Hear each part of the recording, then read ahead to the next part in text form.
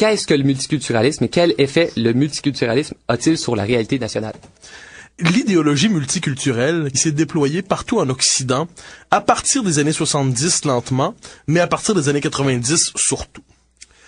On peut voir que toutes les sociétés occidentales, toutes les nations occidentales ont été soumises à l'idéologie multiculturelle. Le multiculturalisme repose sur une chose, c'est une critique radicale et sans concession de l'expérience historique des sociétés occidentales qui va jusqu'à la criminalisation de leur identité et de leur héritage. Cette criminalisation de l'identité nationale doit permettre, normalement, du point de vue des multiculturels, l'émancipation de toutes les identités marginales qui auraient été étouffées par l'histoire de la construction du fait national.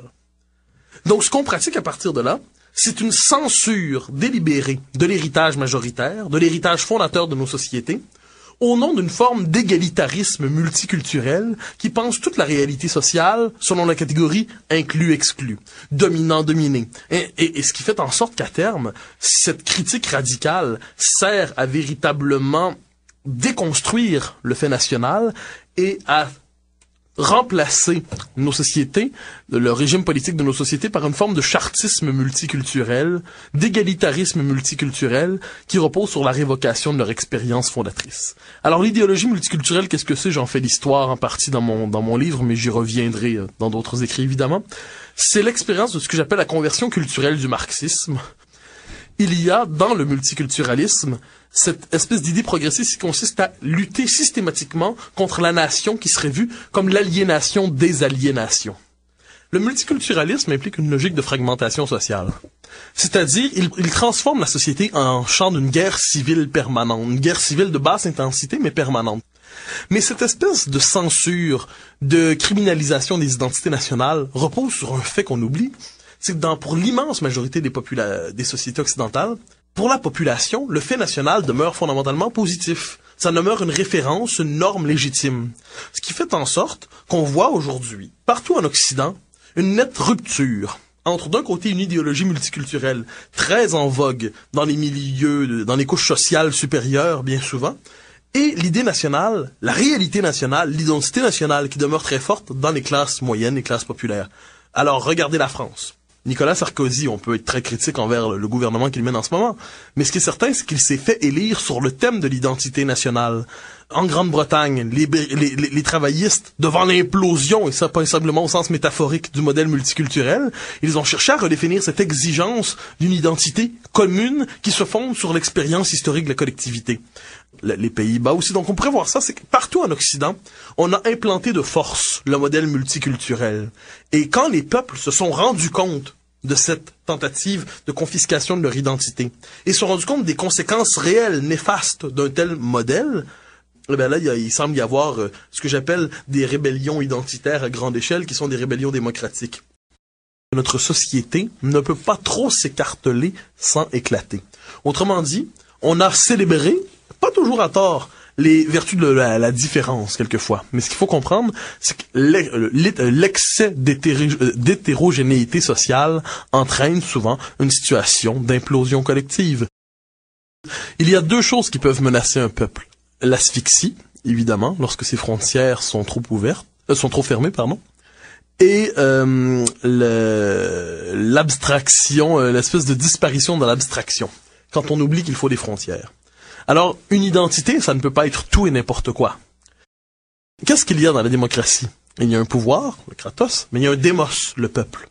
Il faut être capable de délimiter ce peuple qui est dépositaire du pouvoir, de la souveraineté.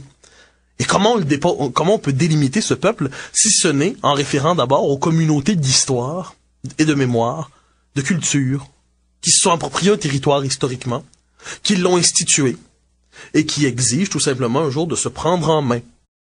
Eh bien, ce qu'il faut dire aujourd'hui, c'est que si les souverainistes ont un avenir, c'est en redevenant une coalition, capable de s'ouvrir à ces éléments plus conservateurs, à ces éléments plus progressistes, et à les tenir ensemble par l'alchimie de l'identité nationale. C'est ça le génie de l'identité nationale. Ça fait en sorte qu'il est possible pour des gens, en véritable différence sur plusieurs questions, de communier ensemble pour un projet qui les dépasse. C'est-à-dire, faut comprendre que la démocratie, qui est un acquis historique fondamental, ne s'alimente pas que d'elle-même.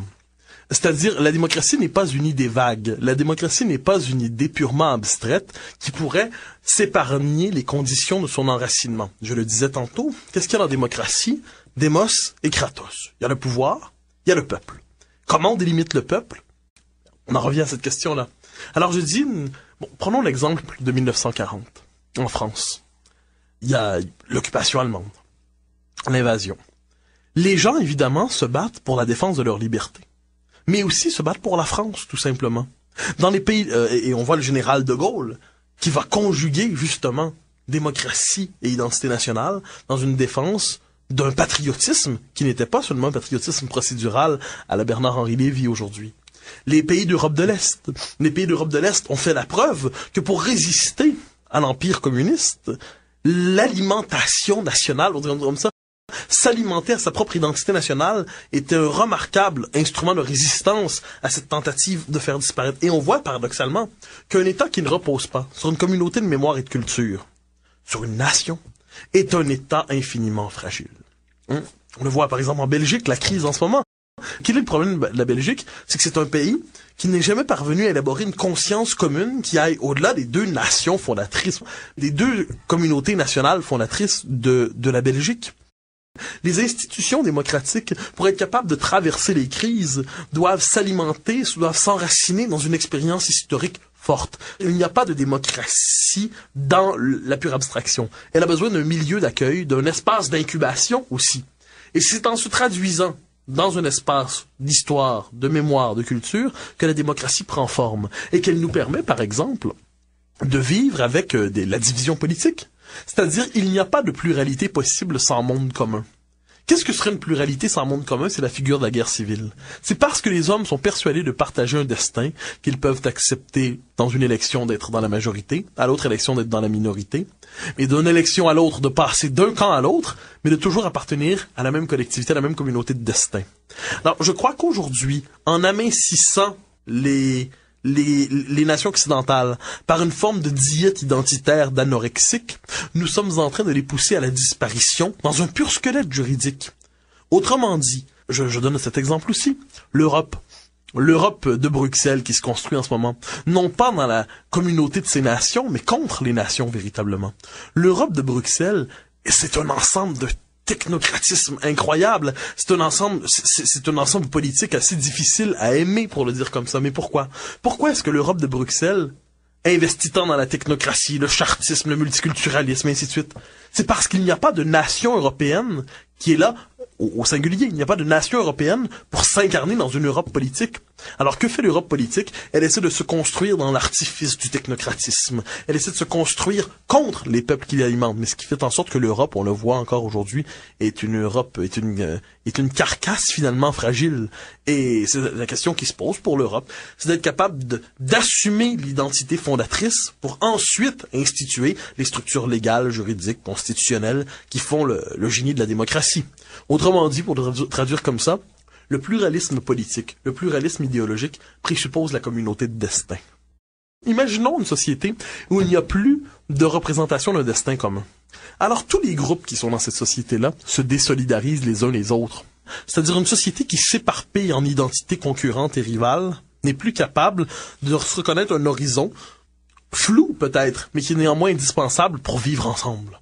La nation, la synthèse démocratie et nation est probablement un des plus beaux acquis de l'expérience politique occidentale et remarqué aussi d'ailleurs aujourd'hui.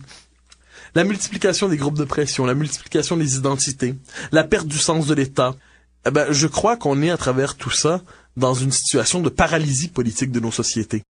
Une société qui ne serait plus capable de capitaliser sur son expérience historique serait condamnée à la paralysie politique. Je crois qu'on n'est pas loin de ça aujourd'hui. Dans votre livre, vous dites que l'antiracisme est une arme formidable pour réduire au silence tout discours identitaire nationaliste. Je vous cite. La problématisation du racisme dans le champ des sciences sociales a permis de faire ravaler l'expression du nationalisme majoritaire au rang de pathologie sociale à refouler le plus loin possible dans l'espace public. Moi, j'ai toujours dit, le racisme me fait peur et m'inquiète comme tout le monde. Mais je refuse de catégoriser sous le signe du racisme la défense de l'identité nationale. Le racisme est une chose trop sérieuse pour qu'on en étende la définition jusqu'à l'excès. Je donne aussi cet exemple. On classe aujourd'hui, dans les mouvements antiracistes, on considère, par exemple, que le fait d'exiger des nouveaux arrivants qu'ils s'intègrent à la majorité d'accueil, c'est une forme de racisme culturel, racisme différentialiste, on dit. Mais c'est quoi cette espèce d'extension du mot racisme? Il faut voir que le mot racisme aujourd'hui, hélas, tel qu'utilisé par l'antiracisme militant idéologique, a une fonction claire.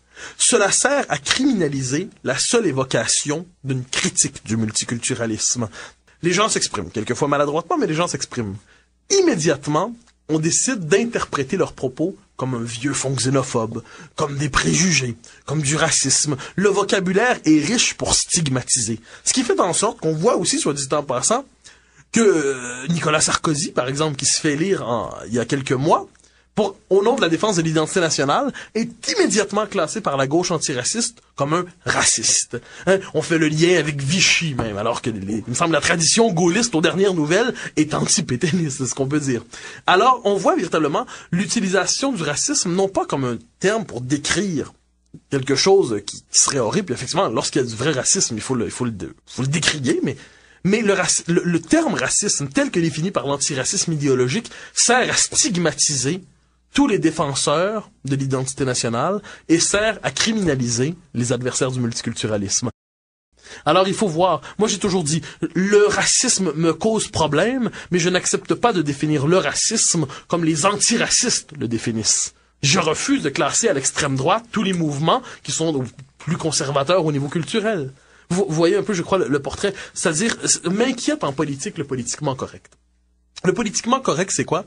C'est une machine qui sert à criminaliser, à censurer, à stigmatiser la critique de la société du multiculturalisme.